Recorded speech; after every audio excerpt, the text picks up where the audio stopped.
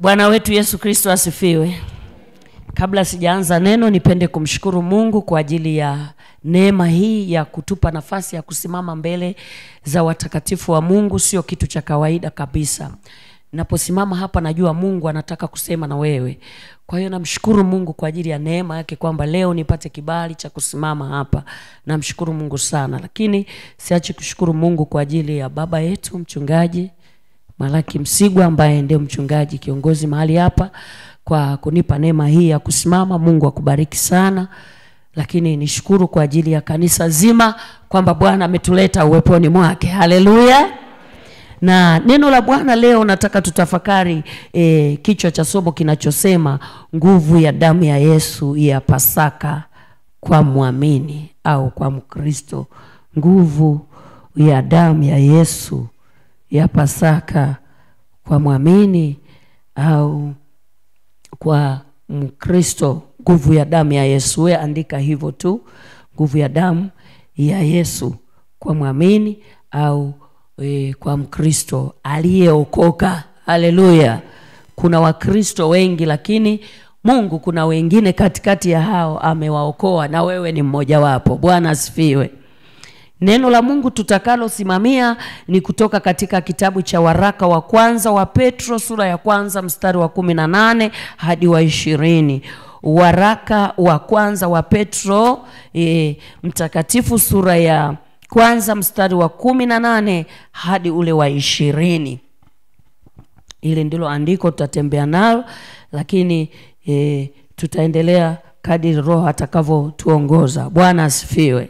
Najua bado tuko kwenye wiki la Pasaka. Wangapi wameshasahau? Bado tunakumbuka? Wangapi bado wanakumbuka? Tumekula pilau juzi tu hapa. Yaani tulisherekea Pasaka. Na kwa sababu bado tuko kwenye wiki lile la Pasaka, nimetamani tuongelee kidogo habari za Pasaka. Bwana asifiwe. Najua tulikuwa na semina nzuri sana mahali hapa. Aliyehudhuria amepata kupokea huo muujiza.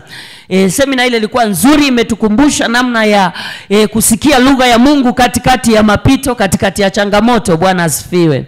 Na wale walituombea, mimi sikufanikiwa kuwepo, nilihudhuria siku moja, lakini niligundua kilichomo ni kitu kizuri sana. Haleluya. Lakini nimshukuru Mungu kwa ajili yenu mliotuombea, na sisi kule Mkimbizi Bwana alionekana, alituhudumia sana. Amen. Neno la Mungu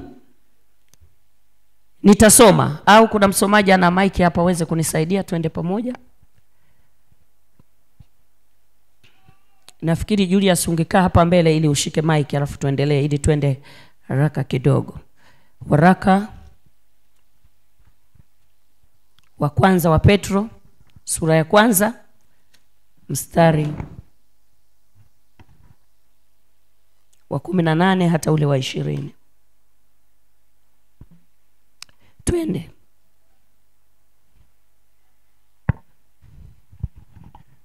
Neno la Mungu linasema, nanyi mfahamu kwamba mlikombolewa si kwa vitu viharibikavyo, kwa fedha au dhahabu, mpate kutoka katika mwenendo wenu usiofaa mliopokea kwa baba zenu, bali kwa damu ya thamani kama ya mwanakondoo asiye na ila, asiye na waa, yani ya Kristo.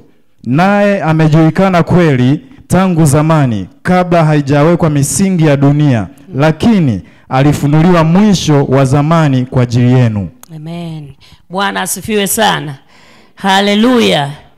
Kama alivyosoma msomaji wangu pale kwamba inatuambia nanyi mmekombolewa kwa damu ya thamani, sio kwa vitu viharibikavyo. Bwana asifiwe. Kumbuka nimesema tunataka tuangalie nguvu ya damu ya Yesu kwa muamini, au thamani ya damu ya Yesu inavyotenda kazi katikati ya muamini. Sasa Petro anawaandikia hawa ndugu katika nyakati zake, akiwaambia thamani iliyofanyika kwa ajili ya kuwanunua. Sasa kabla sijaendelea, damu ya Yesu lazima inaungana na kitu kinaitwa Pasaka. Ni vema nikakwambia Pasaka ni nini. Najua tumesherekea na tumeshangilia, lakini Pasaka ya mwaka huu nataka uiangalie kwa namna ya tofauti sana. Bwana asifiwe. Maana ya neno Pasaka lina maana ya sadaka. Wewe elewa hivyo tu.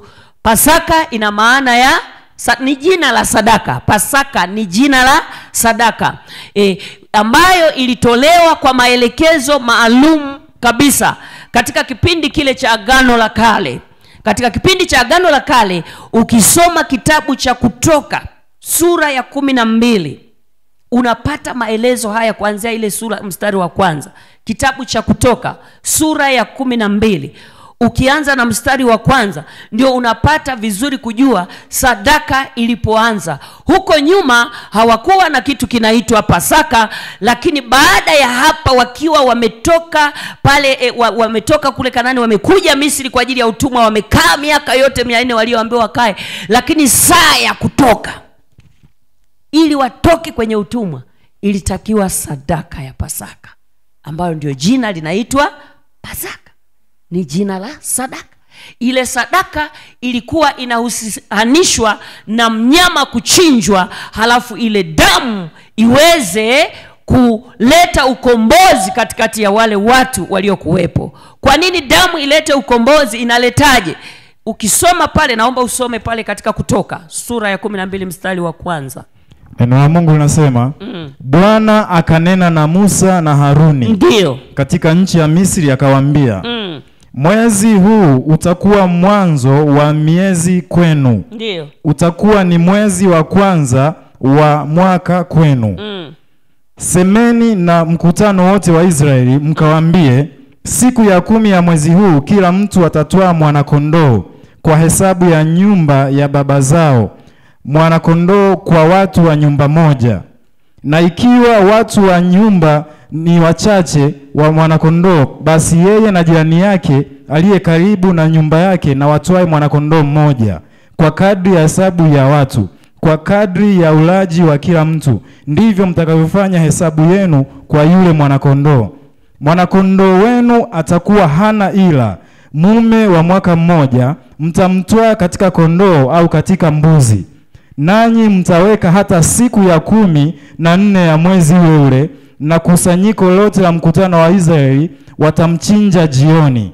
Nao watatoa baadhi ya damu yake na kuitia katika miimo miwili na katika kizingiti cha juu. Hebu sema, nao watatoa baadhi ya damu yake. Nao watatoa baadhi ya damu yake na kuitia katika miimo miwili. Na kuitia katika miimo miwili ya milango, katika kizingiti cha juu, katika zile nyumba atakazomla. Watakula nyama yake usiku ule ule, imeokwa motoni, pamoja na mkate usiotiwa chachu, tena pamoja na mboga zenye uchungu. Msiile mbichi wala kutokoswa majini, bali imeokwa motoni, kichwa chake pamoja na miguu yake na nyama zake za ndani. Wala msisaze kitu chochote hata asubuhi, bali kitakachosalia hata asubuhi mtakichoma kwa moto. Tena mtamla hivi, mtakuwa mmefungwa viuno vyenu, mmevaa viatu vyenu miguuni, na fimbo zenu mikononi mwenu, nanyi mtamla kwa haraka. Ni Pasaka ya Bwana. Hebu sema, nanyi mtamla kwa haraka. Nanyi mtamla kwa haraka. Ni Pasaka ya Bwana. Ni Pasaka ya Bwana. Sema, nanyi mtamla kwa haraka. Nanyi mtamla kwa haraka. Ni sadaka ya Bwana. Ni Pasaka ya Bwana. Sema tena, ni Pasaka ya Bwana. Ni Pasaka ya Bwana. Mstari wa 12 ishia pale, soma. Maana nitapita kati ya nchi ya Misri usiku huo, nami nitawapiga wazaliwa wa kwanza wote katika nchi ya Misri, na mwanadamu na mnyama, nami nitafanya hukumu juu ya miungu yote ya Misri. Mimi ndimi Bwana. Amen. Bwana asifiwe. Kwa hiyo umesoma hiyo habari inayosema habari wapi ilianzia Pasaka.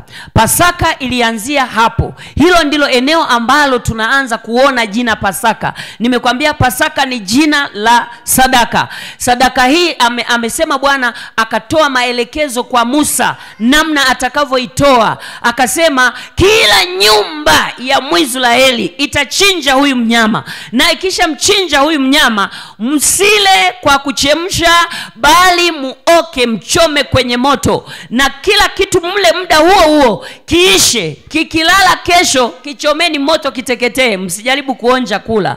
Unaona, nimekwambia hii ni sadaka ambayo inatolewa kwa maelekezo maalum, na hii sadaka huwa imebeba vitu maalum. Hebu sema vitu maalum. Sema vitu maalum. Sasa tunajifunza hapa, unaona anapotoa maelekezo ya kuitoa Pasaka, ambayo ndiyo tunakwambia ni jina la sadaka hii inayoitwa dhabihu. Kwa jina jingine ni dhabihu. Hebu sema dhabihu. Sema dhabihu. Dhabihu. Sasa ili uelewe kirahisi, dhabihu ni sadaka ya namna gani? Dhabihu ni sadaka ya namna gani? Ni sadaka inayotolewa kwa maelekezo maalum, ambayo inateketea kwa moto. Inateketezwa, ni sadaka ya kuteketezwa, ni sadaka ya kuangamiza kabisa, lakini imeelekezwa na Mungu utoe. Kwa ajili ya nini? Ndio tunaona hapa Mungu anapoiachilia hii sadaka anasema, haya yatakuwa ni majira mapya kwenu, ni msimu mpya kwenu. Hebu sema msimu mpya, majira mapya. Anasema mwanzo wa kutoa hii sadaka majira yatabadilika, yani kalenda itabadilika, mtakuwa mnafuata majira sawa sawa na hii sadaka mlipoitoa. Na sio tu itaishia hapa, lakini mtawaambia na vizazi vyenu navyo viendelee kufanya hii kumbukumbu ya Pasaka. Kwa nini mkumbuke? Kwa sababu ni siku ya ajabu ya ukombozi wenu. Haleluya. Kutoka wapi? Kutoka kwenye utumwa wa Kimisri. Walitumikishwa kule Misri miaka 400. Wanafanya kazi za kitumwa, wanafanya kazi ngumu, wanafanya kazi za mateso. Lakini walipolia, Mungu akasikia, akamuita Musa, akamtuma aje awaokoe. Namna ya kuwatoa, pigo hili la Pasaka lililotolewa la sadaka ya Pasaka ndilo lililowatoa. Bwana asifiwe. Maana hapo anasema, usiku wa leo nitaipiga Misri, mzaliwa wa kwanza wa mnyama, wa mtu, mpaka wa mwisho. Katika pigo hili Musa lazima tu atake astake awache. Farao atake astake anawaachia mtoke. Haleluya. Waliachiwa hawakuachiwa? Walitoka hawakutoka? Sasa unaona thamani ya hii sadaka ya Pasaka jinsi ilivyo na nguvu. Pasaka maana yake Passover, pita juu ya. Kwa hiyo yule muuaji ambaye alikuja kuua mzaliwa wa kwanza na kuua wanyama wote na kila kitu cha kwanza, alitoa maelekezo Musa kwamba Mungu ameniambia mpake damu kwenye milango, kwenye vizingiti, kwenye miimo, ili anapokuja yule muuaji anapita juu yake, mnakuwa salama. Haleluya. Mapigo mengine ya nyuma walikuwa salama, walikuwa wako wamejificha kule Gosheni, yanawapiga hawa, lakini wao wako salama. Lilipokuja pigo la mzaliwa wa kwanza, ilibidi lipite nchi yote ya Misri, manake mpaka kwao walikokaa kule Gosheni. Pigo linafanya nini? Linapita. Lakini kitakachowaokoa ni damu. Hebu sema damu. Kitakachowaokoa ni nini? Ni nini? Na waliambiwa wapake wapi? Kwenye ya milango. Malaika akifita anajua hawa ni wana wa Mungu, anapita. Hii nyumba ni wana wa Mungu, walipewa maelekezo ya sadaka ya kuteketezwa. Hebu sema walipewa maelekezo ya sadaka ya kuteketezwa, dhabihu ya Pasaka. Bwana asifiwe. Sasa umeelewa, hii sadaka ilikuwa na kitu muhimu sana kinachotaka kubadilisha kabisa majira yao, kinataka kuchange kabisa historia waliokuwa nayo, inaenda kuwa nyingine kabisa. Na unajua hizi sadaka baada ya hapa sasa, mwanzo ilipoanza hii Pasaka, wana wa Israeli waliendelea kuchinja na kuchinja na kuchinja, wakitaka kuila Pasaka ikawa ni sadaka ya kuteketezwa ambayo kwa kweli inakufanya usamehewe dhambi, inakufanya ifutwe dhambi uliyokuwa nayo. Kwa hiyo waliendelea kuchinja. Ndio maana unaona katika hema ya kukutania kulikuwa na kina Musa, wanaendelea kuamuru wana wa Israeli, na kuhani mkuu anaingia mara moja kwa mwaka. Hebu sema mara moja. Akiwa na sadaka ya kwake, akiwa na sadaka ya watu, ili kuchinja. Akichinja ile sadaka, watu wanakuwa wamepokea msamaha kutoka kwa Bwana. baada ya ile damu kumwagika. Manake kuhani hawezi kuingia peke yake hivi, lazima aingie na damu ya kwake ya kujitakasa, lakini na ya kutakasa watu wake. Kwa hiyo yalikuwa ndio maisha, ndio mfumo wa maisha. Ili uweze kutakaswa, kusamehewa, lazima utoe mnyama, utoe kondoo, mbuzi, ng'ombe, sawa sawa na uwezo ulionao, achinjwe ili msamaha uweze kutokea. Bwana asifiwe. Majira yako yaweze kubadilika, manake dhambi ili iweze kusamehewa. Lakini ilikuwa haifutwi, inakuwa bado kuna kumbukumbu la dhambi, inafunikwa. Hebu sema inafunikwa. Kitu ukifunika si unaweza kufunua baadaye? Sasa ndio wenzetu hii walikuwa wanachinja, dhambi inafunikwa, haiondolewi, ila inafanya nini? Sasa Mungu akasema nitafunika mpaka lini? Ndio akaandaa mfumo mpya wa Pasaka ya kumtoa mwanae wa pekee awe sadaka na dhabihu ya kuteketezwa yeye mwenyewe. Bwana asifiwe. Ili afanye kazi gani? Hawa wanadamu wasiendelee na hii ibada ya kuchinja na kuchinja na kuchinja na kutoa sadaka na kuchinja. Nibadilishe mfumo mpya. Anachinjwa Yesu msalabani, damu inamwagika, inatosha kukomboa dhambi za ulimwengu wote. Kila anayetaka kutubu na kuamini, hiyo damu inamtakasa. Kila anayetaka kutubu na kuamini, Roho Mtakatifu, ndio maana hapa tumeambiwa Roho gusa. Roho alikuwa ashuke, akuse moyo, akikugusa anafunua dhambi. Akifunua dhambi unaingia kutubu. Damu ya Yesu ya Kalvari bado iko, inashuka, inakutakasa. Unajisikia mtu mwingine tena. Majira lazima yabadilike, mawazo lazima yabadilike, moyo lazima ubadilike, mtazamo wako lazima ubadilike. Kwa nini? Majira mapya yameingia. Damu ya Yesu imekuja, imeharibu kila kilichokuwemo humo ndani ambacho shetani aliweka kwenye moyo. Ghafla unakuwa mtu mwingine. Haleluya, haleluya. Namna anavyofanya sisi hatujui. Tunachojua maelekezo ya wenzetu walipopewa, walitoka Misri. Haleluya. Na mimi maelekezo ya damu ya Yesu ninapoipokea, kama inakuja kuniondoa katika dhambi, na kubaliana nayo, na kwa kweli nakuwa nimeondoka kwenye dhambi, nakuwa nimetoka kwenye utumwa. Maadamu ni sadaka yenye maelekezo maalum. Haleluya. Yesu kuja ulimwengu kutuokoa kulikuwa kwa maelekezo maalum. Ni sadaka na dhabihu ambayo imekamilika kututoa kwenye dhambi. Ndio sasa tumesoma pale kwenye kipengele cha Petro wa kwanza, sura ile ya kwanza, mstari wa 18 na 19, anasema kwa maana mumenunuliwa si kwa vitu viharibikavyo. Ng'ombe jamani anaweza kawa mzima leo akafa, ni kitu kinachoharibika, hakiharibiki. Mbuzi anaweza kawa mzima kesho akafa. Fedha unaweza ukawa nayo kesho imeharibika, haipo tena.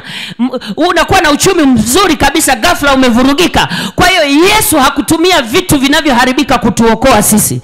Alitumia damu yake ya thamani. Ili tunapokuwa tunaipokea hiyo damu ya thamani kwa kumwamini Yesu kama Bwana na Mwokozi, inatutakasa na kuharibu kabisa uovu wote. Tunakuwa tumenunuliwa kutoka kwenye mikono ya utumwa wa dhambi wa Ibilisi. Tumeingia kwenye ufalme wa Mungu kwa njia ya damu ya Yesu. Haleluya, haleluya. Sasa kitu chochote kinachonunuliwa kwa thamani huwa kinakuwa kina thamani. Hebu sema kitu chochote kinachonunuliwa kwa thamani kinakuwa cha thamani. Sidhani kama Baba Mariam akiambiwa, yeye ni mfugaji, kama mnataka maziwa call them, ananunua ng'ombe, anasema huyu anatoa maziwa lita 10, shilingi 300,000, milioni 3 maybe. Huyu anatoa maziwa lita 40, shilingi milioni 7 au milioni 8. Atanunua yupi? Anaitoa maziwa lita, hata kama ana thamani, lakini yeye mwenyewe ana bei kubwa ya thamani, na yeye mwenyewe anaweza kumpa vitu vya thamani. Kwa hiyo tarajio lake litakuwa, tangu sasa maisha yatabadilika, tangu sasa kuna mahali nitaelekea, tangu sasa kuna utajiri utanukia, tangu sasa, kwa sababu nilichonunua ni kitu cha thamani. Haleluya. Sasa Yesu alipotununua kwa thamani, kwa gharama, anatarajia kitu kutoka kwetu. Haleluya. Ambacho anataka kukiona. Bwana asifiwe. Bwana asifiwe. Anasema katika ule mstari, ametununua kwa, hebu rudia tena pale. Nanyi mfahamu kwamba mlikombolewa si kwa vitu viharibikavyo. Nanyi mfahamu, anajaribu kuwashitua muelewe kitu kilichowakomboa. Si kwa vitu viharibikavyo. Si kwa vitu viharibikavyo. Kwa fedha au dhahabu. Kwa fedha au dhahabu. Mpate kutoka katika mwenendo wenu usiofaa. Mpate kutoka katika mwenendo wenu usiofaa, mlioupokea kwa baba zenu. Na huo mwenendo hamjajianzia ninyi. Kuna mahali ulitoka. Mlitoa kwa baba zenu. Bali kwa damu ya thamani. Bali kwa damu ya thamani. Kama ya mwanakondoo asiye na ila. Kama ya mwanakondoo asiye na ila. Asiye na mawaa. Asiye na mawaa. Yaani Kristo. Yaani Kristo. Endelea. Naye amejulikana kweli tangu zamani. Naye amejulikana kweli tangu zamani. Kabla haijawekwa misingi ya dunia. Kabla haijawekwa misingi ya dunia. Lakini alifunuliwa mwisho wa zamani kwa ajili yenu. Amefunuliwa kwa ajili yetu. Na kama amefunuliwa kwa ajili yetu, kuna kitu Mungu anakitafuta. Haleluya. Mwambie mwenzako kuna kitu Mungu anakitafuta. Isingekuwa rahisi tununuliwe kwa thamani namna hii, halafu kusiwe na kitu Mungu anakiwinda kwenye maisha yangu. Haleluya. Haleluya. Najua Biblia inasema kwa kuwa ulikuwa wa thamani machoni pangu. Kwa hiyo mimi, Mungu aliona thamani ya mimi mwanadamu, akaamua na yeye kuingia gharama ya kumtoa Yesu ili afe tuweze kusherekea Pasaka. Lakini sio tu kula wali na kuburudika. Lazima tuangalie yaliomo. Anatafuta nini ndani yangu? Haleluya. Anatafuta nini ndani yangu? Kuna kitu anakitafuta. Sadaka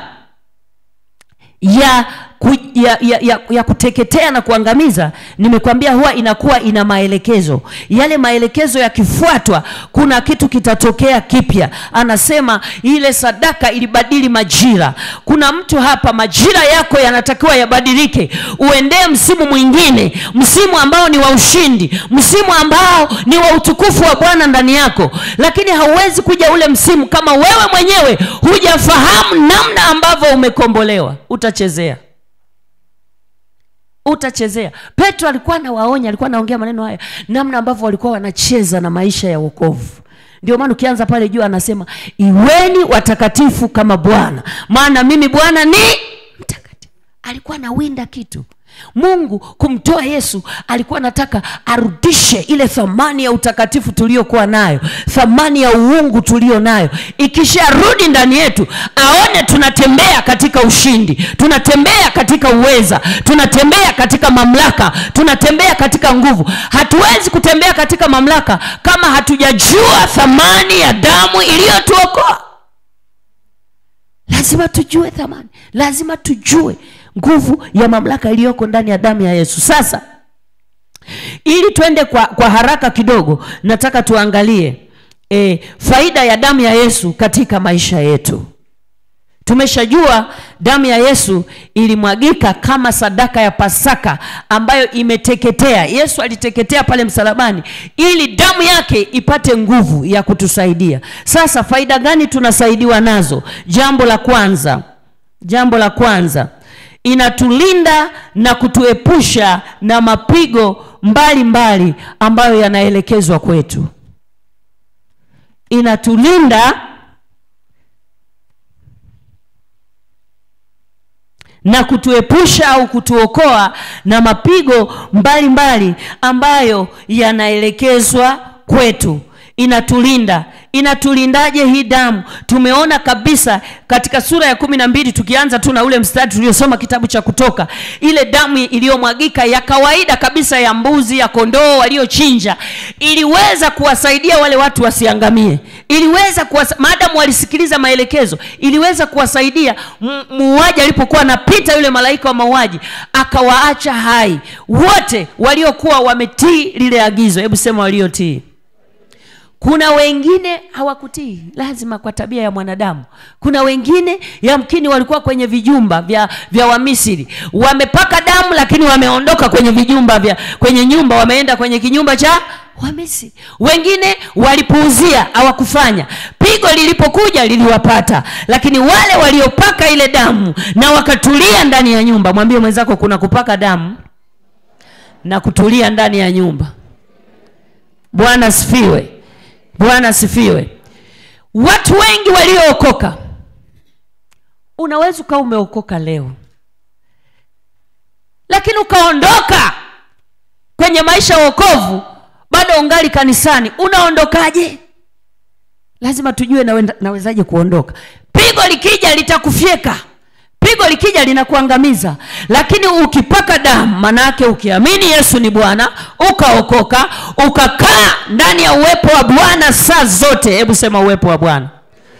Maana nikisema nyumbani unaweza kufikiri ushindagu nalala au kanisani. No. Sisemi kwa habari ya kushinda nalala hapa kwenye madhabahu. Lazima utoke, uende ukalime, uende ukafanye biashara, uende ukauze, uende upikie watoto. Haleluya. Ninachosema cha habari ya kukaa katika uwepo wa Bwana ni mahali penye nguvu za Mungu na utakatifu wa Mungu unakaa, ambao unatakiwa ukae ndani ya moyo wako. Hebu sema ndani ya moyo wangu. Sema ndani ya moyo wangu. Moyo wako ni madhabahu ya Bwana, ambapo anataka awepo saa zote. Anaongea na wewe, anakushirikisha mambo. Wewe uliyeokoka, damu ya Yesu imekutakasa. Kaa kwenye uwepo wa Bwana. Haitoshi tu kuokoka, lazima ukubali kuona unakaa kwenye uwepo wa Bwana. Moyo wako umefunikwa na uwepo wa Bwana. Haleluya. Haleluya. Moyo wako umefunikwa na nini? Na uwepo wa Bwana. Bila hivyo, nataka nikwambie utatoka tu. Kwa sababu Biblia imesema moyo huwa mdanga, una ugonjwa wa, na ukisikia kufisha sio una ugonjwa wa kufa. Imesema una ugonjwa wa kufisha. Ni kitu kinachoua taratibu. Yaani unaondoka kwenye uwepo wa Bwana taratibu.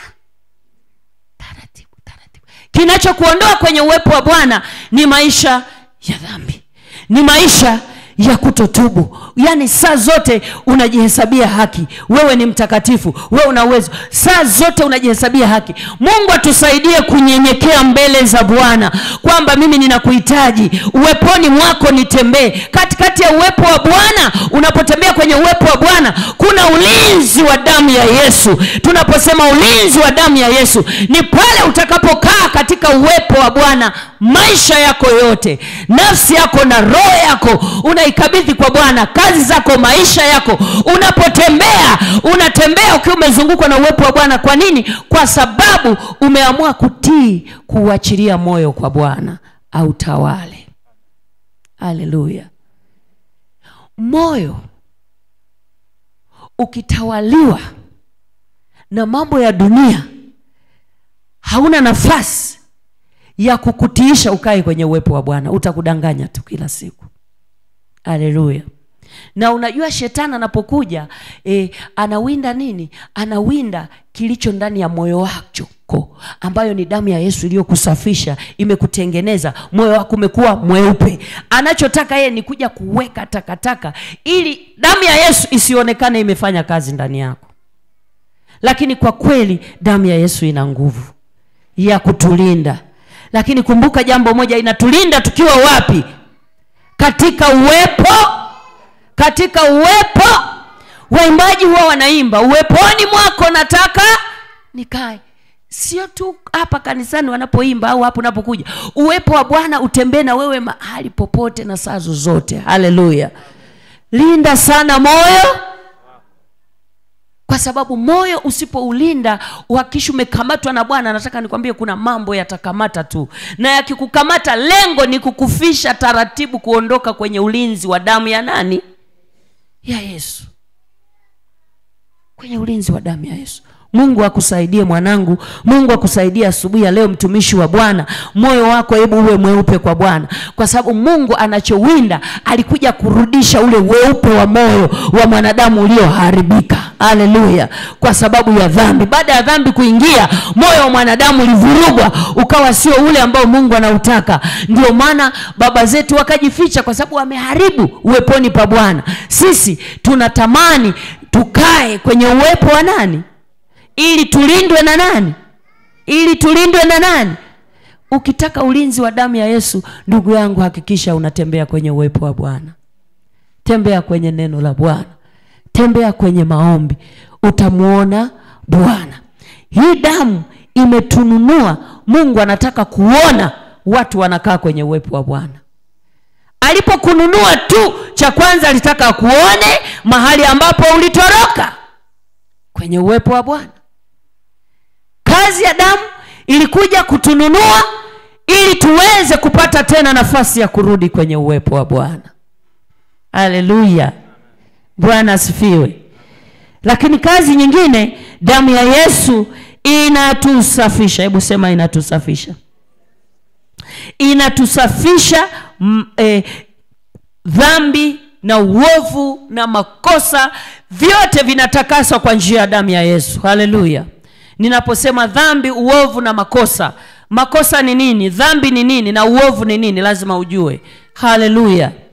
Ile mienendo ya baba zetu tulioipokea katika waraka ule wa Petro aliyosema inaitwa uovu. Manake ni yalianza kuwa dhambi, yakakaa, yakastawi, yakawa mpaka uovu wa mwanadamu. Sasa kama uovu uko kwenye familia, ndio maana Mungu akija anakuchomoa wewe peke yako uokoke ili utoke kwenye ule uovu. Bwana asifiwe. Damu ya Yesu inapokuja inakuchomoa wewe mmoja, ukitoka kwenye huo uovu wa baba zako na mama zako na mwenendo uliouchukua huko ambao hawakumtii Mungu, hawakufuata maagizo ya Mungu. Wewe unaanza kuwa sasa kizazi kingine. Haleluya. Unaanza mwanzo mwingine, unaanza mtembeo mwingine. Ndio maana nilikwambia ile damu inabadilisha majira na mazingira ambayo ulikuwa ukiaishi. Unapata mazingira mapya, majira mapya. Yesu alikuja ili kukufanyia mazingira mapya, akaamua kukununua ili utoke huko, ili akutakase hali ya uovu, lakini pia hata dhambi yako wewe mwenyewe. Dhambi ni kile umetenda wewe mwenyewe. Umetenda wewe mwenyewe, lakini kwa njia ya damu ya Yesu kinatakaswa. Haleluya. Haijalishi umetenda mamlundo kiasi gani, usianze kuhesabia. We hesabu thamani ya damu ya Yesu, kwamba ninaingia kwenye damu ya Yesu. Damu ya Yesu kiingia imekutakasa. Usijihesabie makosa tena wewe mwenyewe, kwa sababu nilikwambia hii damu inaondoa kabisa na uchafu wote na udhalimu wote uliokuwemo ndani. Hautabaki, hakitasalia chochote. Usianze kusema labda pale labda. Ametakasa kabisa. Haleluya. Sema nimetakaswa kabisa kwa damu ya Yesu ya Pasaka. Niko huru. Ukishatakaswa na damu, wewe uko huru. Haleluya. Lakini nimesema tumenunuliwa, lakini tunatakaswa. Jambo la 4, damu ya Yesu inatuwezesha. Hebu sema inatuwezesha. Sema inatuwezesha kumshinda shetani. Damu ya Yesu inatuwezesha kumshinda shetani. Soma katika Ufunuo sura ya 12 mstari wa 21 na 23. Ufunuo. Inatuwezesha kumshinda shetani. Inatutakasa, sijakwambia mstari, ile point inatutakasa ni Yohana, waraka wa kwanza wa Yohana 1:7. Yohana 1:7. Lakini inatuwezesha kumshinda shetani ni Ufunuo 12:21-23. Huwezi kumshinda shetani kwa nguvu zako ndugu yangu. Huwezi kushinda vita ya shetani kwa nguvu zako. Soma ule mstari. Ufunuo 12:11.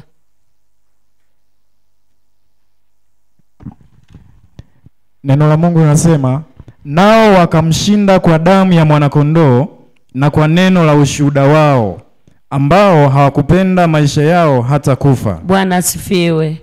Nao wakamshinda kwa damu ya nani? Ya mwanakondoo. Kwa nini anasema tunashinda kwa damu ya Yesu shetani? Lakini pia lazima liwepo neno la ushuhuda. Hebu sema neno la ushuhuda. Neno la ushuhuda ambalo linatusababisha tumshinde shetani ni lile ambalo liko ndani yako, linatoka nje. Hebu sema liko ndani yangu, linatoka nje. Ushuhuda sio wa huyu, ulio ndani yangu ndio unaweza ukanisaidia kumshinda nani? shetani. Ndio maana tunaposema ushuhudie ni mambo gani Bwana amekutendea. Unaposhuhudia unatangaza ushindi wa Bwana. Unapotangaza ushindi wa Bwana, shetani anajua kabisa huyu ameshaniangamiza, kwa sababu watu tutamtukuza Bwana, watu tutamuinua Bwana, watu tutamshangilia Bwana. Kwa sababu gani? Wewe umeshuhudia matendo makuu ya Mungu. Haleluya. Lakini ushuhuda mwingine ambao unakusababisha wewe umshinde shetani ni lile linalotoka ndani yako, kumshuhudia mtu mwingine habari za uweza wa Mungu ulio ndani yako. Unapomwambia mtu mwingine, ndugu, Bwana ametenda hili na hili, na wewe ndugu, hili unalopitia Bwana atakushindia. Ninaposema hivyo, huyu anashindiwa Mungu anamshindia kwa shetani, na mimi mwenyewe Mungu ananiamini, ananipeleka hatua nyingine ya kushindiwa katika mambo yangu magumu. Bwana asifiwe. Ninasema hivi, mara zote Yesu alipokuja, alikuja kama yeye kujitoa sadaka, akatengeneza jeshi ambalo ni mimi na wewe tumeokoka, akitarajia sisi tutakuwa na neno la ushuhuda la kuambia wengine, manake tutamzalia matunda. Haleluya. Hebu sema tutamzalia matunda. Sema tutamzalia matunda.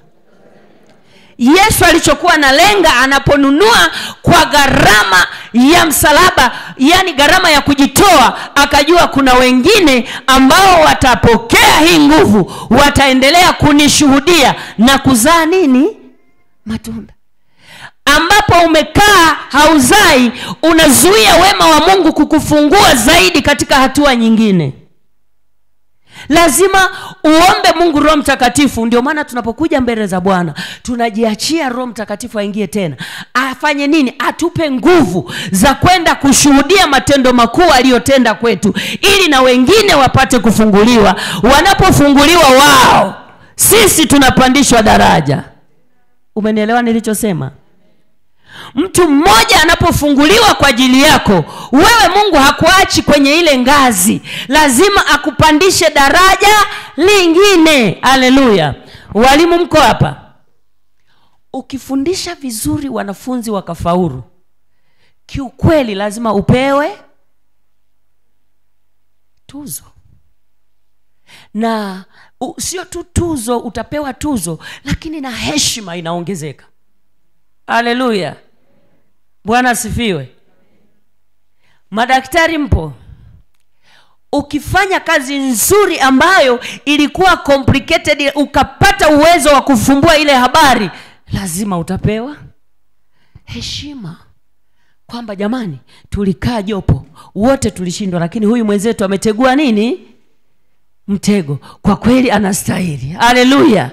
Bwana asifiwe. Sasa damu ya Yesu imekuja ndani yetu kutupa maarifa ya kushinda na zaidi ya kushinda. Ndio maana ina uwezo wa kutushindia dhidi ya nguvu za shetani, dhidi ya mamlaka ya shetani. Haiwezi kukuzuia kwa sababu wewe yenye damu hiyo ina nguvu ya kushinda. Haleluya.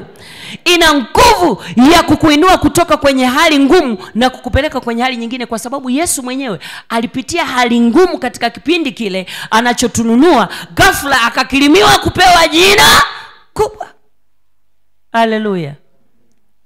Na si haikuwa rahisi kupewa lile jina. Haikuwa rahisi. Ndio maana ilifika pale Getsemani, aliomba kwa kulia, tena kwa muda mrefu. Hebu sema kwa muda mrefu. Sio kwa muda kidogo, kwa muda mrefu. Yeye akiwa ni Mungu, anarudi anaona wanafunzi wamelala. Akaenda tena akalia, ikabidi Mungu atume malaika huko wamsaidie, lakini machozi ya damu yalitoka kiasi kwamba ile kazi haikuwa rahisi. Aking'ang'ana aweze kumtoa mwanadamu arudi kwenye thamani ambayo Mungu anataka kumtazama. Haleluya. Alipofanya lile tukio, akapewa jina kubwa kuliko watu wengine wote, kuliko majina ya kitu chochote. Jina kubwa mbinguni na duniani, Yesu Kristo. Haleluya. Sasa mimi ili nishinde lazima ujifunze. Ili ushinde, nataka nikwambie mwana wa Mungu ulioko mahali hapa, ukizuia kilicho ndani yako kisitoke, unazuia hatua yako nyingine. Bwana asifiwe. Jaribu kupiga wiki hii umesema na nani kile ambacho Mungu amefanya ndani yako. Nani umesema naye kwa ujasiri? Haijalishi ametoka kwenye huo mtego hajatega, wewe umesema kwa sababu aliyo ndani yako unaliamini. Haleluya. Kama hujasema, umeendelea kupiga breki ya hatua yako isisogee. Halo. Mwambie Yesu, nitie nguvu, nitoe kilicho ndani yangu kwa mtu mwingine ili nisogee hatua nyingine. Bwana asifiwe. Hajatuokoa ili tuje tu tusali tufurahi kama hivi tunavyofurahi na kububujika. Mungu anaangalia, kuna watu wanatakiwa waje wabubujike kama hivi. Anayetakiwa kwenda pale ni Eliza. Anayetakiwa kwenda kwa yule ni John. Anayetakiwa kwenda pale ni Beatrice.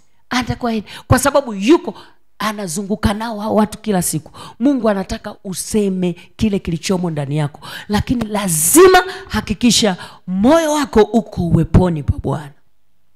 Haleluya. Sema moyo wangu, moyo wangu kubali wito wa Bwana. Mungu anakuita, ametuokoa kwa Pasaka hii. Unaposherehekea Pasaka hii ya mwaka huu, mwambie Mungu, nitume. Kumbe ninapoenda kule unakonituma, unanipeleka viwango vingine, unanibadilishia majira, naenda majira mengine. Kwa sababu hii damu tuliyoipokea ina nguvu ya kuchange majira yale ambayo ulikuwa unayapitia. Waisraeli majira yao yalibadilika usiku mmoja, mambo yakageuka. Tumeona ile damu ya ilivyowafanya wa Misri, na wao wakapata hatua ya kuvuka kwenda ng'ambo nyingine. Haleluya. Bwana asifiwe. Bwana asifiwe. Na wasingetii yale maelekezo, wasingeweza kuvuka. Kwa sababu majira yao yasingebadilika. Majira yao yangekuwa sawa na wa Misri. Sisi tunatakiwa majira yetu yawe tofauti na watu wengine. Yaani wengine wakilia, wewe unacheka. Wengine wakicheka, wewe unaomboleza. Haleluya. Kwa sababu wewe unaona ndani zaidi ya wanavyoona wao. Bwana asifiwe. Sema Yesu nisaidie katika majira haya, ile hatua ninayotakiwa kuiendea niiendee mwaka huu kabla haujaisha, kwa ulinzi wa damu yako na kwa kushinda kwa damu yako. Anasema wakamshinda kwa damu ya mwana kondoo na kwa neno la ushuhuda. Sisi damu ya mwana kondoo tunayo, kinachobaki labda neno la ushuhuda ndani yetu. Lipaze sauti, lipige kelele, lisitulie ndani yetu. Ndipo ambapo Bwana anatupeleka hatua nyingine. Nataka nikwambie, shetani ni mpinzani. Sio kwamba utakutana na upinzani, utakutana nao sana unapotaka kulitoa lile neno la ushuhuda. Haleluya. Unapotaka kujitofautisha ufanye kile Mungu anakuambia, lazima utakutana na upinzani. Lakini maadamu damu ya Yesu iko ndani yako na kutia moyo, anza kumshuhudia Bwana kwa kile kidogo ulichokiona. Anza kumweleza Mungu kwa kile kidogo unachokiona amefanya. Semeni jamani, Mungu ni mkuu, Mungu ni muweza. Hata kama watu siku hizi ni kama wote wana dini lakini hawana wokovu ndani yao, wewe waambie kweli, usiogope. Waambie kile unachokifahamu hata kama ni kidogo. Bwana asifiwe. Unapokazana kukisema kile, Mungu anakupa hatua nyingine ya ushindi katika yale ambayo ulikuwa umemwomba. Amekushindia, atakushindia zaidi. Hawezi kuendelea kuweka mkono wako hapo wakati na kuona kabisa hauna mpango wa kuleta mazalisho kwenye nyumba yake.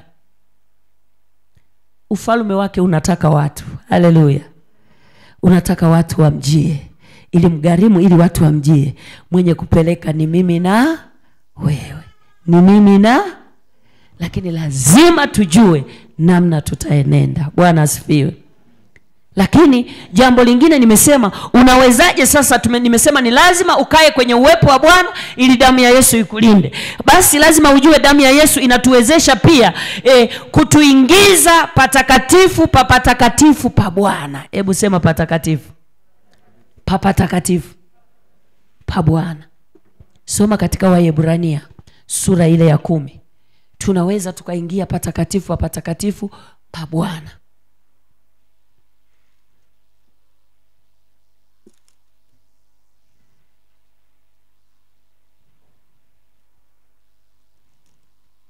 Waebrania 10:19 Waebrania soma mpaka 20 inatosha 19 neno la Mungu linasema, basi ndugu, kwa kuwa tuna ujasiri wa kupaingia patakatifu kwa damu ya Yesu, njia ile aliyotuanzia, iliyo mpya, iliyo hai, ipitayo katika pazia, yaani mwili wake.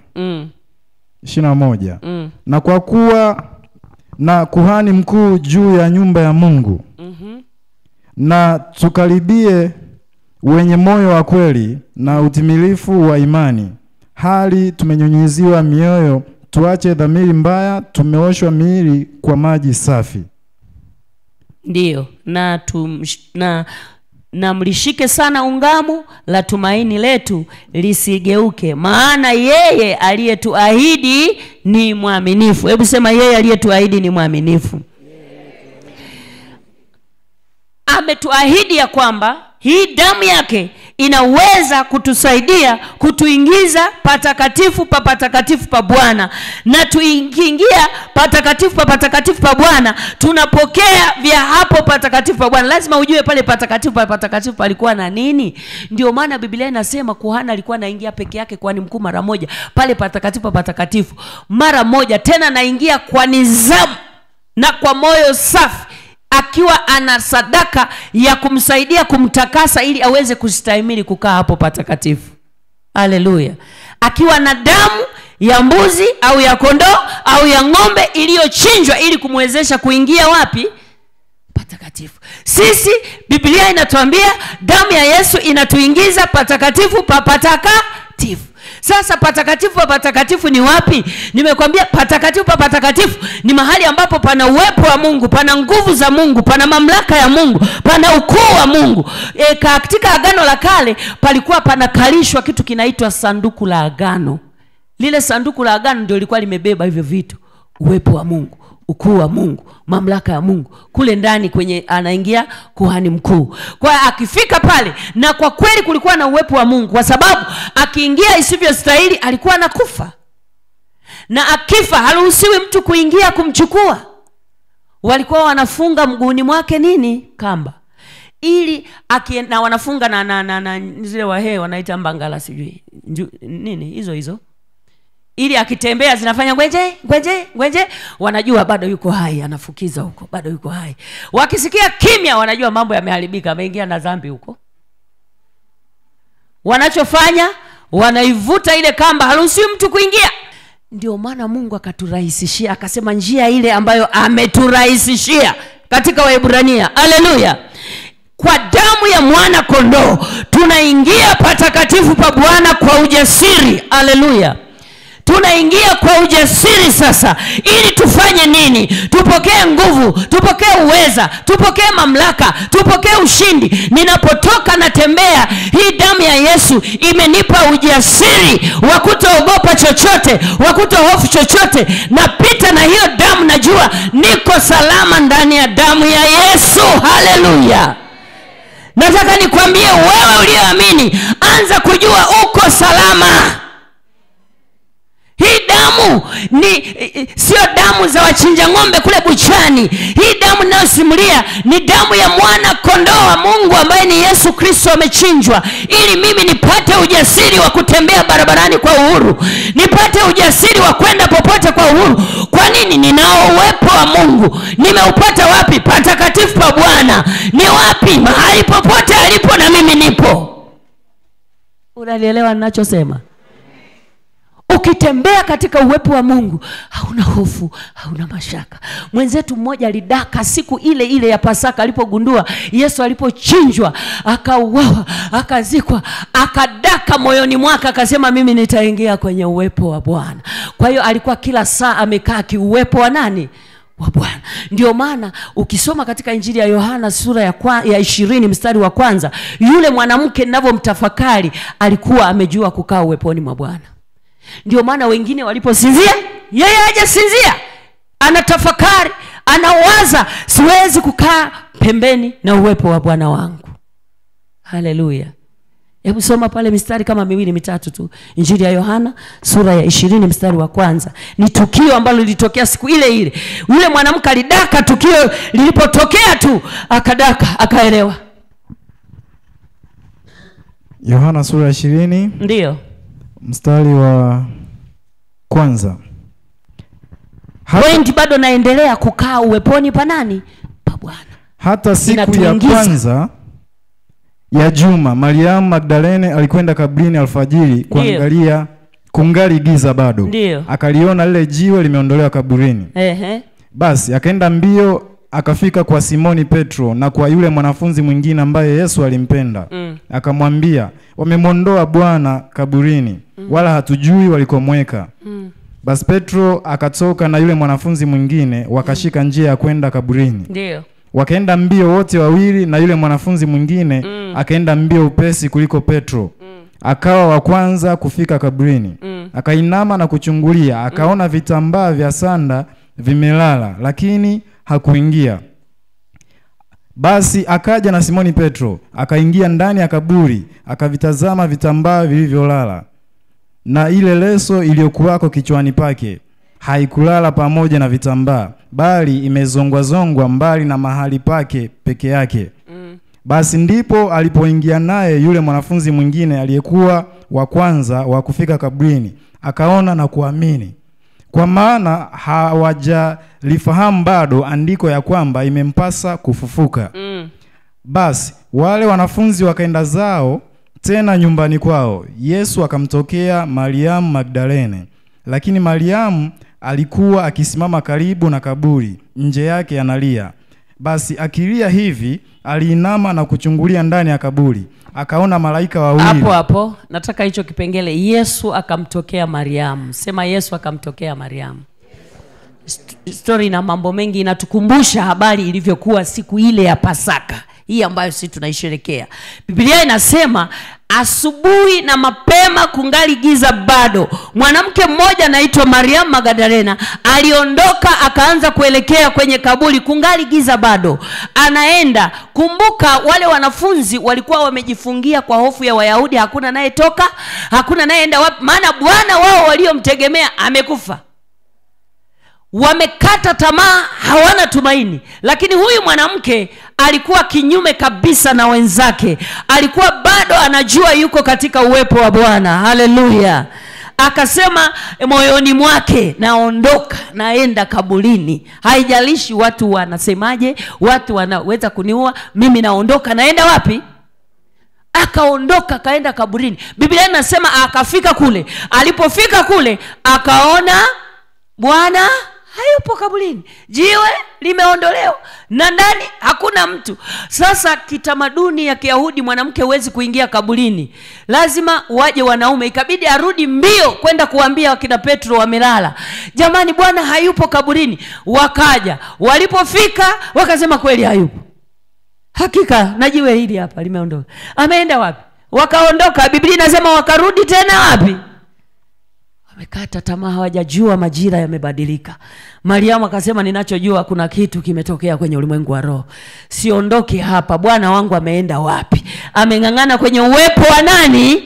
Amekaa kwenye uwepo wa Mungu. Damu ya Yesu ina nguvu, imeshaanza kutenda kazi. Imeondoa hofu ndani ya mtu, imemtupa nje hofu. Anaenda, naona pale wenzake wameondoka, hata nawaza kwa nini wenzake wameondoka yeye akabaki. Alikuwa na kitu cha tofauti. Alipobaki akakutana na Yesu. Wakati wengine wamefanya nini? Wengine wamefanya nini?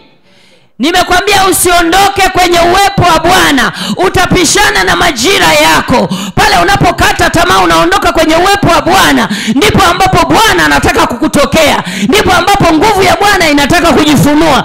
Inakukuta umekata tamaa, umeondoka. Wale wanafunzi walikuwa wanaume, lakini walienda pamoja.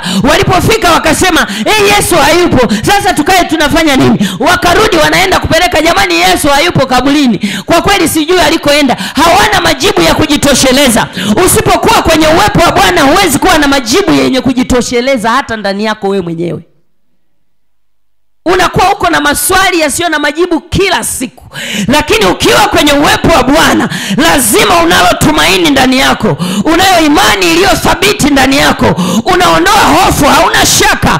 Yule Mariamu akasema, haijalishi wengine wamekuja wameenda, nilikuja peke yangu, nikaona kweli kaburi liko tupu, nikaenda kuwaita, haidhuru wamekuja lakini wameondoka, mimi siondoki. Inawezekana ulikuja mahali hapa na mtu alikuleta, na aliyekuleta ameondoka. Nataka nikwambie usiondoke. Jibu lako lipo. Hakikisha umekomaa mpaka umekutana na Yesu. Inawezekana ulianza safari ya wokovu mkiwa wengi, unaona ghafla mwingine anadondoka, mwingine anadondoka. Nimekuja kukwambia usidondoke, usiondoke kwenye uwepo wa Bwana.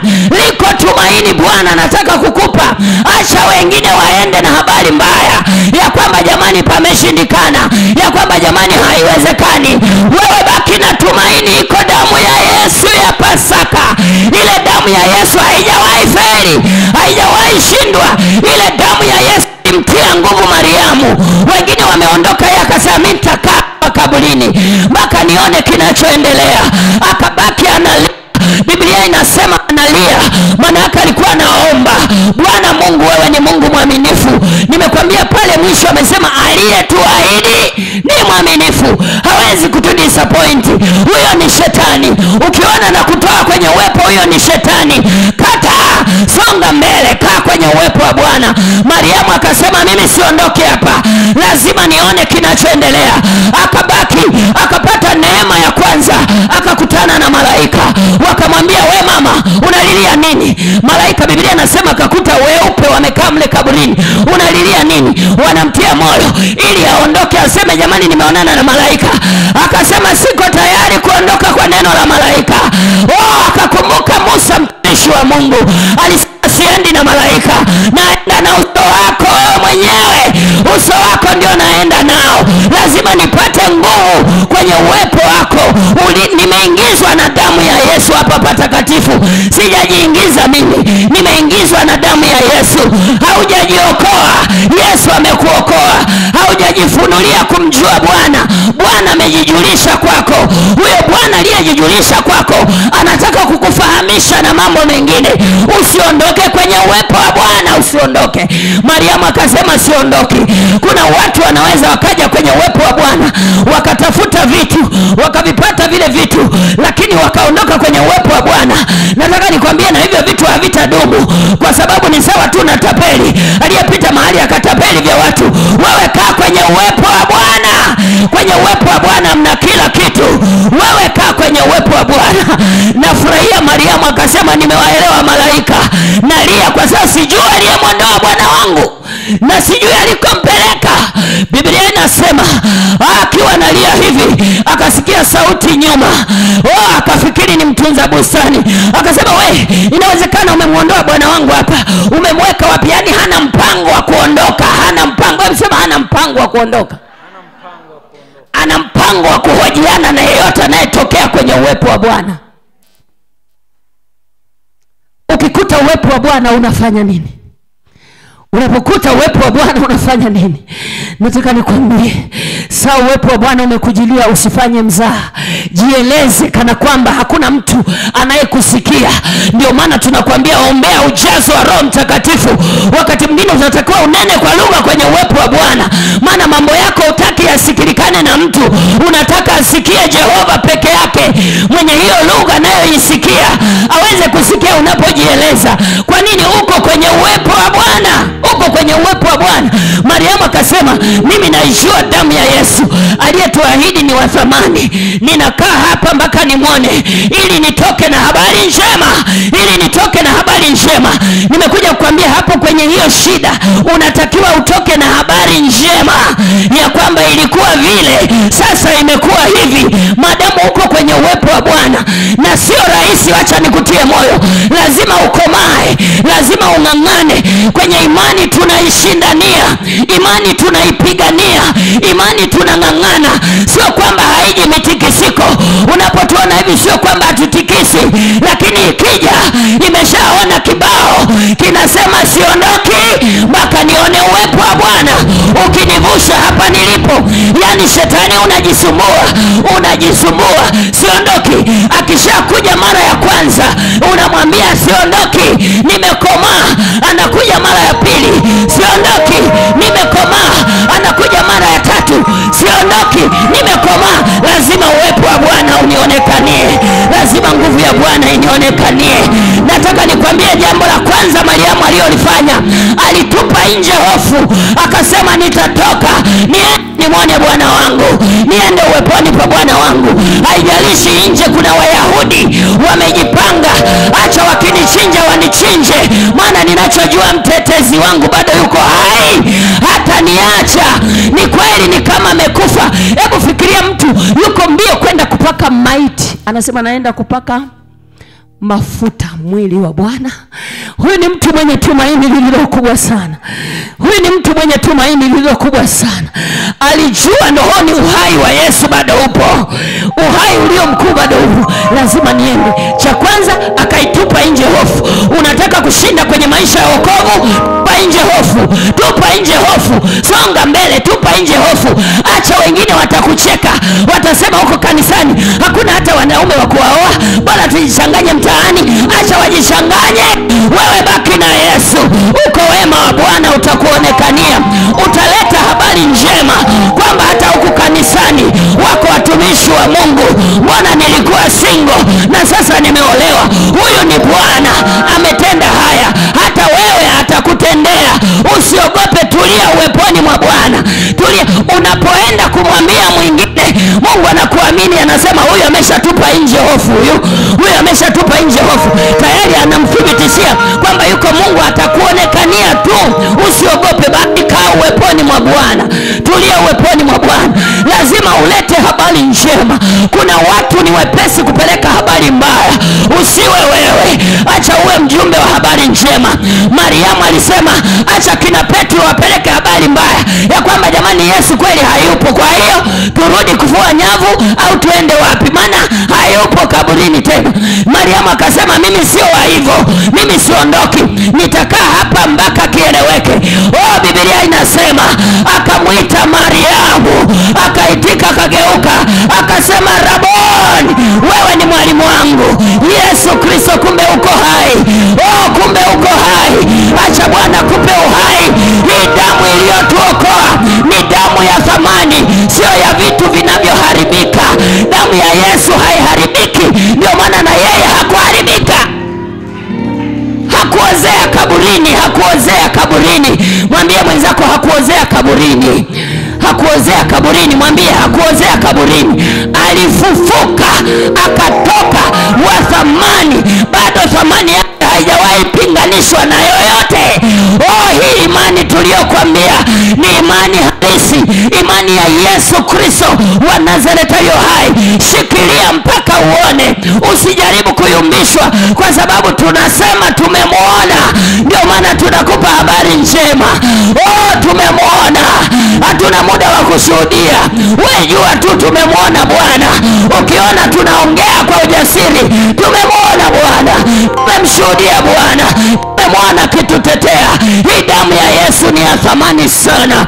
Nataka nikwambie, mama yangu ameumwa na asma tangu mdogo wangu anazaliwa, ambaye saa hizi ana miaka 40 na kadhaa. Katikati ya ile asma inampelekesha. Sisi tunamaliza na 7 baba kamtuma kakangu, wameenda Peramiho. Mnasikia habari, zilikuwa ndio hospitali kubwa kule kwetu. Aenda kafanywa uchunguzi, anaambiwa na kijana huyu, mama mrudi mkasubirie, kwa sababu mapafu yote yamechakaa, kila kitu kimekwisha. Yani daktari mkuu, tabibu anasema mrudi naye mkasubirie siku gani zinatoka, ataondoka. Aliporudi akasema, wanangu, nataka niwaambie msinipeleke tena hospitali yoyote, acha nimgeukie Bwana, nikae kwenye uwepo wa Bwana, nikae kwenye uwepo wa Bwana. Wengi mmemwona amekuja hapa na miaka 80 na kitu, lakini alipigwa na asma akiwa na miaka 40. Amempa bonus 40 nyingine mpaka leo, na bado anaendelea. Yule aliyekuwa ameambiwa mapafu yamekufa akiwa na miaka 40, yuko Bwana aliyefufuka na damu ya kutamani, hilo jambo haliwezi kumshinda Bwana. Hilo jambo haliwezi kumshinda Bwana. Niko kukwambia, tafuta kukaa uweponi mwa Bwana. Nje ya uwepo wa Bwana umeangamia. Nje ya uwepo wa Bwana utakimbia na habari mbaya. Unapeleka habari za vifo, unapeleka habari za mauti, unapeleka habari za kushindwa. Ndani ya uwepo wa Bwana tunapeleka habari za tumaini lililokuu, ya kwamba iko nguvu ya ufufuo, iko nguvu. Tumeokolewa kwa damu ya vitu visivyoharibika, sio vitu viharibikavyo. Kama haikuweza kumharibu kaburini, hauwezi kuharibika wewe. Hauwezi kuharibika wewe. Hauwezi kuharibika wewe. Nataka nikwambie, muamini Mungu tena. Muamini Mungu. Inawezekana umeamini, lakini leo nataka ujituni kuamini tena, kwamba hizi nguvu za damu ya Yesu ambayo iliweza kumweka hai akainuka jinsi alivyo, na wale walinzi wakiwa pale, ile nguvu ilimtoa. Wengine wote wamekata tamaa, mpigwa bumbuazi. Hebu jiunganishe na huyu mwanamke. Sema, yuko mwanamke mmoja alisimama kwa ujasiri. Ukisoma injili nyingine zinasema walienda na Mariamu na yule wa pili na nini, lakini Biblia huwa inagusa yule aliyeanzisha wazo. Hebu sema, aliyeanzisha wazo. Wazo likitoka ndani yako, hata wengine wakafuata, hilo wazo ni wewe. Mungu anakuangalia wewe uliyeamini hiyo damu, hata kama wengine wamefuata. Mariamu akasema, lazima nimuone Bwana. Akamwambia, niko hapa, umeniona? Akataka kumuao. No. Siniguse. Bado sijaondoka kwenda kwa Bwana. Haleluya. Ila nenda ukawaambie wale wanafunzi, kama nilivyowaambia, ya kwamba watangulie Galilaya. Haleluya. Akapeleka ujumbe wa habari njema ya kwamba Bwana amefufuka, nimemuona Bwana na ameniambia nije niwaambie ya kwamba yuko hai. Nataka Mungu aweke kwenye kinywa chako maneno ya ushindi asubuhi ya leo, ya kwamba uambie watu, na mimi nilikuwa hivi, lakini nimemuona Bwana. Huyu Bwana amenitendea. Anaweza kukutendea na wewe, anaweza kukufanyia na wewe. Nilikuwa na mapepo na wachawi wamenikamata, lakini Bwana ameniweka huru. Hata wewe unaweza kuwekwa huru. Nilikuwa na nguvu za giza ambazo zilikuwa hazisemeki, lakini Bwana ameniweka huru. Nilikuwa na magonjwa sugu, wanasema sugu. Kwa Yesu hakunaga sugu. Damu ya Yesu yenyewe ni sugu, haijawahi kutana na kitu chochote ikashindwa. Inameza kila kitu. Acha leo, asubuhi ya leo, jimimine kwa Bwana ameze kila kitu. Lakini jambo la kwanza, mwambie Mungu, nataka nisogee uweponi mwako. Maana walipoingia kwenye uwepo wa Bwana, hii damu ya Yesu ilipomwingiza patakatifu, manake panapokupa uwezo na ufahamu na mamlaka na nguvu za kimungu, hapo ndipo unaanza safari ya kutoka. Hapo ndipo unaanza safari ya kutoka. Yesu aliona muujiza pale kwenye uwepo wa Yesu alipokuwepo. Ndio maana akatokea. Angekuwa yuko nje ya uwepo wa Bwana singetokea. Ndio maana damu ya Yesu inatuingiza patakatifu pa uwepo wake. Sijui mmenielewa watu wa Mungu. Wangapi wamenielewa kwamba damu ya Yesu bado inaweza kufanya makubwa? Inaweza kukuponya kisilence, yani hata ujui umeponyaje. Mama yangu alipona hata hajui aliponaje, lakini anachojua damu ya Yesu ilinena mema. Damu ya Yesu iliponena mema, wale madaktari sio kwamba waliona vibaya, waliona kweli. Haleluya. Nataka usianze kupingana na madaktari useme hamjaona kweli. Wao wanakuwa na utaalamu, wanakuwa wameona. Ila Mungu aliyekuumba huwa anajua thamani alionayo na wewe. Anakubadilishia majira. Yale ya magonjwa analeta ya uzima, yale ya umasikini analeta utajiri, yale ya ugumba na utasa analeta uzao. Anabadilisha mazingira ambayo shetani alitaka kuanza kushangilia. Shetani alitaka kuanza kusema tumemweza, tumemwangamiza, haondoki hapa, hainuki hapa. Ndivyo walivyofanya kwa Yesu. Wakataka kurudi kula pilau, tumemweza, amekufa na tumemzika. Wanapotaka kushangilia tumemuua, tumemzika, anatokea. Yuko mtu anatokea barabarani. Kuna mahali umefikiri unazikwa, nataka nikwambie kuna uhai unatengenezwa ndani yako tena. Kuna nguvu inatengenezwa ndani yako tena. Kuna mamlaka inatengenezwa ndani yako tena. Ni kwa hiyo damu ya Yesu tu wewe amini. Amini damu ya Yesu kwamba inaweza ikakuinua tena kutoka ulipo. Mimi sijui ni wapi unapokatia tamaa, ambapo adui anataka kukupa tabia za kipetro. Natamani uige tabia ya Mariamu ambaye hakuangalia mazingira. Wewe angalia ahadi za Bwana. Petro anasema katika Waebrania, maana aliyetuahidi ni mwaminifu. Hili ni neno la Bwana. Kama amesema ni mwaminifu, ni mwaminifu kweli. Hakuja kaa sawa, kaa uweponi pa Bwana. Endelea kukaa uweponi pa Bwana. Endelea kukaa uweponi pa Bwana. Haleluya, haleluya. Wangapi wanasema naingia tena uweponi mwa Bwana? Patakatifu pa patakatifu, ili nipate nguvu za mamlaka. Simama kwa miguu yako, upate nguvu za mamlaka ya kuweza kukusaidia katika dhiki na katika mapito, ili Bwana ayageuze. Katika Zaburi ya 30 mstari wa 11 Biblia inasema, Daudi akasema, Bwana, geuza matanga yangu yakawe machezo. Maana ya kugeuza matanga ni eneo la msiba. Matanga ni eneo la kilio. Matanga ni eneo la watu waliokata tamaa. Lakini Daudi akasema, geuza matanga yangu yawe machezo. Manake matanga yaliyokuwa yametangazwa itangazwe uzima badala ya mauti. Haleluya. Lakini lazima tuendee kwenye uwepo wa Bwana. Lazima tuendee kwenye uwepo wa Bwana. Naomba nikwambie hivi, jiweke kwenye uwepo wa Bwana sasa. Umesikia neno la Mungu, imba pamoja na waimbaji katika Roho Mtakatifu. Bwana anaenda kukuhudumia. Bwana anaenda kufanya kila ambacho anatamani akupitishie mchana wa leo. Yale ambayo umeyakatia tamaa, Mungu akayahusishe kwa upya.